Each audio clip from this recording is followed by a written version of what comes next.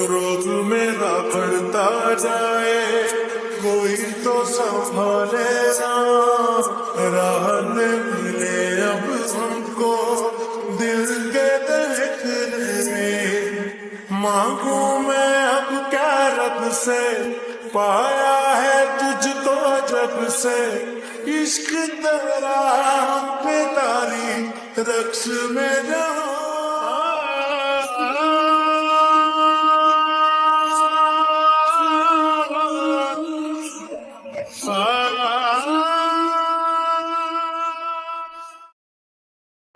तेओंग वायन की तरफ देखने लगा, उसकी आंखों में झांकने लगा। तेओंग के नरम मुलायम हाथ वायन के सख्त गालों को छू रहे थे। तेओंग कांप रहा था, उसके हाथ ठंडे पड़ गए थे, मगर उसकी आंखों में एक तसल्ली सी थी। मैं नहीं मानता, मैं नहीं मानता वायन, मैं नहीं मानता। तुम मेरी हो, मैं तुम्हारा।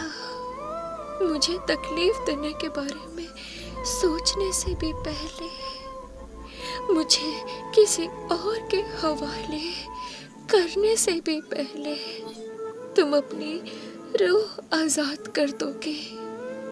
मेरी सांसें तुम्हारी है, मेरी आह तुम्हारी है, मेरी तड़प तुम्हारी है, मेरा दिल भी तुम्हारा है। मैं तुम्हारी धड़कनों में हूँ, हर रोए रोए में मैं हूँ, हर तरफ में हूँ, हर तरफ।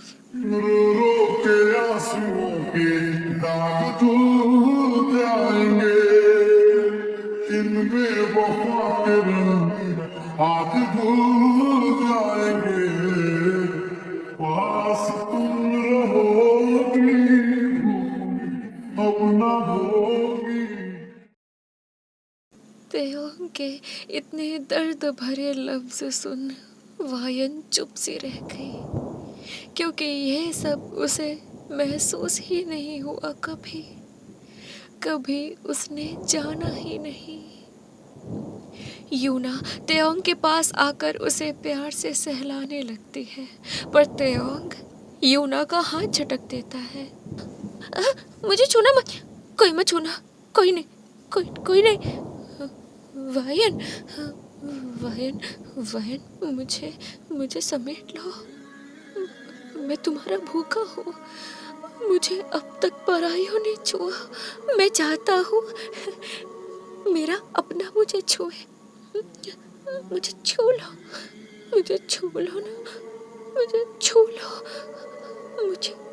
मुझे आबाद कर दो। समेट लो ना मुझे, समेट लो ना। तेओंग ने अपनी बाहें फैला ली। इतना सब सुनने के बाद भी, देखने के बाद भी तेओंग को अक्ल नहीं आई। इश्क का मारा अपनी रूह तक उस वायन के हवाले कर चुका था। वायन तेओंग से नजरें चुराकर जमीन की तरफ देखने लगी। तभी जंगकुक तेओंग को खींचते हुए ले जाने लगता है। तुम चलो यहाँ से, यहाँ तुम्हारा कुछ भी नहीं है। चलो चलो मेरे साथ चलो। नहीं नहीं नहीं नहीं जंगकुक, मेरा सब कुछ तो यही है। मैं कहाँ जाऊँगा, मैं यहाँ से कहाँ जाऊँगा। मेरी पूरी दुनिया यहाँ रखी है, मैं इसे छोड़ कहाँ जाऊँगा। मैं मर जाऊँगा, मुझे छोड़ दे। जंगकुक तेओंग के चेहरे को प्यार से पकड़ उसके बालों को किनारे कर सहलाता हुआ कहता है, रुक जा, रुक जा, अब और मत भाग। जिस सुकून के लिए तुम मर रहा है ना, वो तेरा है ही नहीं।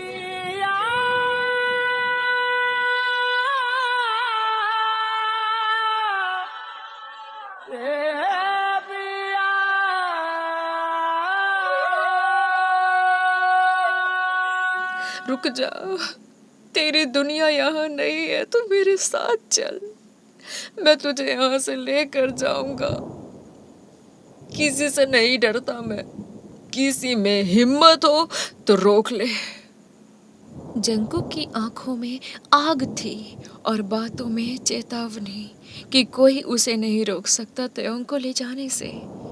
तभी वायन मुट्ठी बांधते हुए कहती है, जंकुक, तू मेरा हक, मेरी चादर, मेरा हिस्सा लेकर आसानी से चला जाएगा और मैं तुझे ले जाने दूंगी। मैं तुझसे नहीं डरता। तय की आंखों में डाली होगी तूने इश्क की परत, मगर उसे मैं तेरे हाथों बर्बाद नहीं होने दूंगा।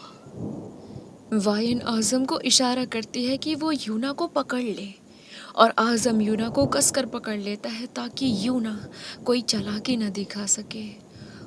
वायन जंकुक के हाथों से तेओंग को छुड़ाकर अपनी तरफ कर लेती है और जंकुक को गोली मारने ही वाली थी कि तेओंग जंकुक के सामने आ गया।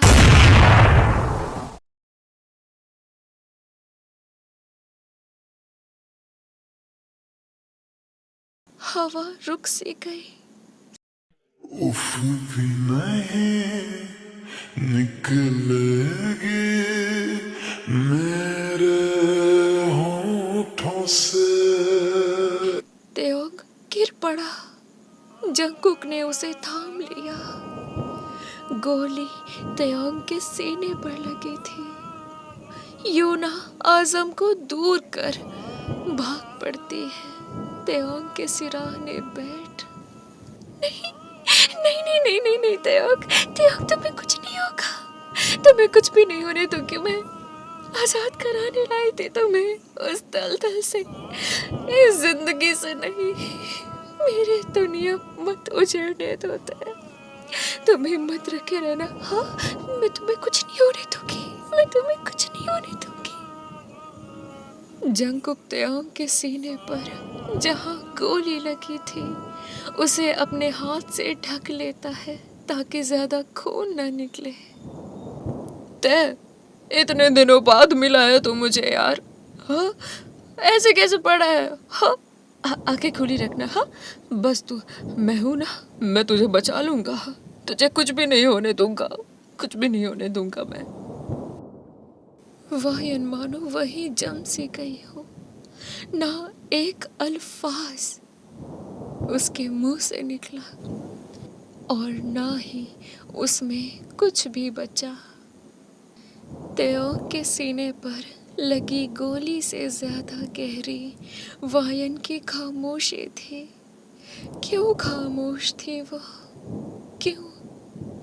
तेओंग अपनी तड़पती आंखों से वायन की तरफ ही देख रहा था, मानो वो पूछ रहा हो कि क्यों वो खामोश है।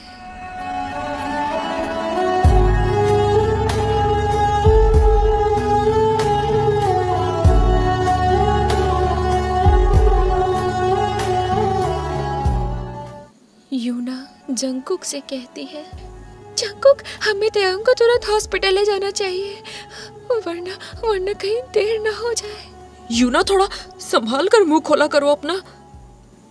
जंकुक, मुझे लगता है ना, हमें तेओंग को रेड लाइट एरिया ही लेकर जाना चाहिए। उस दलदल में फिर से ले जाऊं इसे? जंकुक, हमारे पास वक्त नहीं है, कम से कम तेओंग की जान तो बचेगी। रेड लाइट एरिया यहाँ से बहुत पास है, वहाँ डॉक्टर्स भी हैं जिन्हें हायर किया गया है, वो वहीं रहते हैं। और अगर तुम वहाँ तेओंग को नहीं ले जाओगे तो 1000 किलोमीटर तक ना कोई इंसान मिलेगा, तो हॉस्पिटल तो बहुत दूर की बात है। जंकुक घबरा गया क्योंकि अब तेओंग को वापस उसी दलदल में ले जाने के सिवा और कोई रास्ता नहीं था। जंकुक और यूना तेओंग को गाड़ी में लिटा देते हैं और रेड लाइट एरिया के लिए निकल जाते हैं। वायन बस खड़ी की खड़ी रह गई।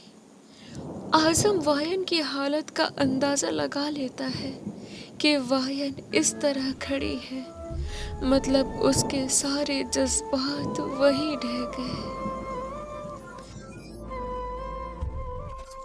वायन जमीन पर गिर गई सीधा सर के बल। उसका सर इतनी जोर से पास ही बड़े पत्थर पर पड़ा कि आजम तक का दिल दहल गया, मगर वायन के चेहरे पर दर्द का नामो निशान नहीं था, मानो वो मर सी गई हो। आजम वायन के सर पर अपना रुमाल बांध देता है ताकि ज्यादा खून न निकले, और वायन को उठाते हुए कहता है, वायन चलो, तुम्हें भी इलाज की जरूरत है। आखिरकार वायन ने कुछ कहा, और क्या कहा पता है? इलाज हो गया, हो गया, इलाज हो गया, इलाज हो गया, इलाज हो गया। वायन, ए, तुम ठीक हो? तुम्हारा दिमाग फिर गया है क्या? हाँ? तुम ऐसे बर्ताव क्यों कर रही हो?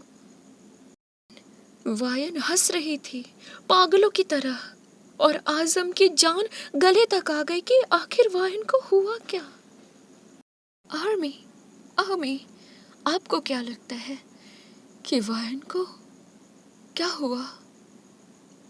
कमेंट करके ज़रूर बताना, और हाँ, सब्सक्राइब कर देना फॉर द नेक्स्ट पार्ट, बहुत जल्दी आ जाएगा। और हाँ, लव यू, एंड मेरे साथ बने रहना और शेयर करना with your army friends. Okay, bye, love you, thank you so much, bye bye bye, thank you. कैसी लगी बता देना यार, सब्सक्राइब कर लेना, सब्सक्राइब।